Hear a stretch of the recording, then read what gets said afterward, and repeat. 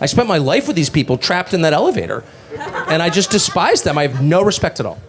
Hello there, you awakening wonders. There's no love lost between Tucker Carlson and the legacy media. I thought it was strange during the RNC to see Fox News streaming his speech live and getting considerable views. They want their cake and eat it over at Fox.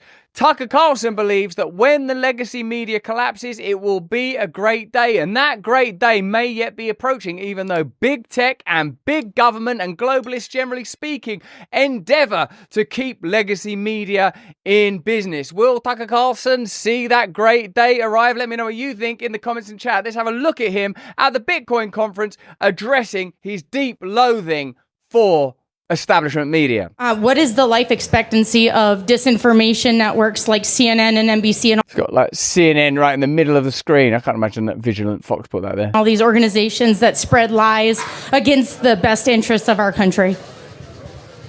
I think it's pretty short. I don't think they have much time left. I feel sad when industries collapse. I mean, I was always rooting for the coal miners.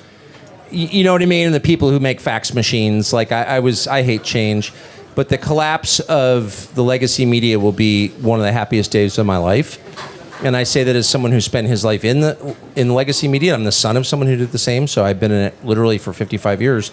And I think it's not only dishonest, there are dishonest things that persist through the generations, but the peculiar combination of dishonest, preachy, stupid, and unattractive is very tough to sustain. And that's where they are. Like, there's almost nobody on any of those channels who's not stupid and a liar. There are some, like I know everybody, so there are some who got trapped there or something. You know what I mean? It's like being stuck in an elevator with people who haven't bathed and they can't get out. But most of them know exactly what they're doing, and they deserve to be punished for it through unemployment. And I think that's coming really soon, simply because nobody wants the product. Who would watch that crap? When Trump got shot the other day, I've asked everybody I've ever talked to in the last 2 weeks, where did you get your news when that happened? In the most dramatic, horrible possible thing. Trump is shot. Oh my gosh. Did anybody go to a cable news network or to a broadcast? Of course not. Of course not. Exactly. So that just tells you right there, they're done. And last thing I'll say is, if you're no longer the source of news, the place where people go, Walter Cronkite, I want to see the moon landing, right? They're not that, demonstrably. So then what's left? Well, analysis or entertainment. Well, they're not entertaining. They're preachy and screechy and just absolutely awful and plastic and enhanced and in no sense appealing at all. It's very unattractive people with terrible personalities, and their analysis is stale. How do you and really stupid. feel, though, Tucker? I just couldn't have more contempt, and it's the contempt bred from familiarity. It's not like I'm guessing at this. I spent my life with these people trapped in that elevator, and I just despise them. I have no respect at all. This institutional decay and atrophy, I think, is not limited to media decline. I think that the intransigence we feel is the resistance to the way things are flowing. People are naturally moving towards online media sources, and in particular, independent media sources. People are naturally recognizing that they can communicate instantaneously and immediately, that they can have their news, their information, without the institutions that used to act as gatekeepers. And presumably now this exists as a possibility in the world of finance, as the Bitcoin conference demonstrates.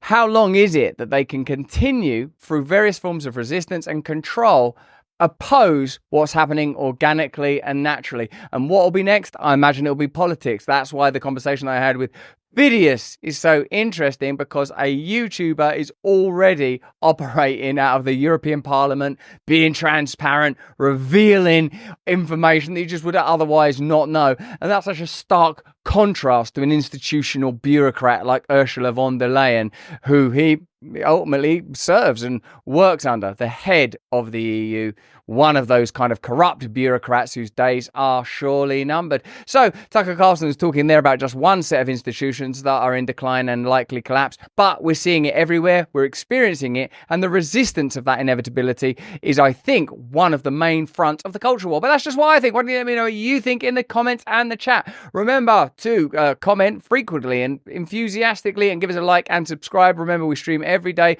on Rumble at these times. Stay free. We can't continue to bring you this beautiful content without the support of our partners. Hey, this is exciting. We've got a great partner today. It's Rumble. But beyond Rumble is Rumble's latest venture. Let me ask you first, are you a Sleepy Joe type character with zero cognitive performance, struggling to muster focus and brain power for basic things like running the United States of America? You've got to stop drinking woke liberal coffee that hates you and your way of life and start your day by drinking Rumble's very own 1775 coffee. This is going to be the best tasting coffee you've ever had. Seriously good, ethically sourced from a family farm in the high altitude mountains of Bolivia. Not in the Bolivian lowlands, run not by a family but by a single man still living with a pet. No! Instead of waking up and drinking your big corporation-owned woke ideology coffee that's probably making you sick from the pesticides it's sprayed with, try Rumble's 1775 revolutionary coffee. Support freedom of speech. Build a parallel economy that actually values you and loves you. My favourite? It's dark, of course. I've always found the lure of the dark irresistible. I'm sorry, how can I stay mad at you? But you're just going to have to wait over there for a little while. Level up your morning routine with a 1775 coffee. Sleep all night knowing your hard-earned dollary dues are going towards supporting freedom-loving creators like me on Rumble. Visit 1775coffee.com now. Pick up your first bag. Use the code BRAND to save 10% on your first order. Oh, come on. Why choose, you know? Hey, thanks for watching. If you want to see more uncensored content where free speech can flourish, join our live stream. Click the link right here to watch the next video if you want to, or become a member of a growing movement. Download the Rumble app and you'll be informed every time we make a new piece of content. Stay free.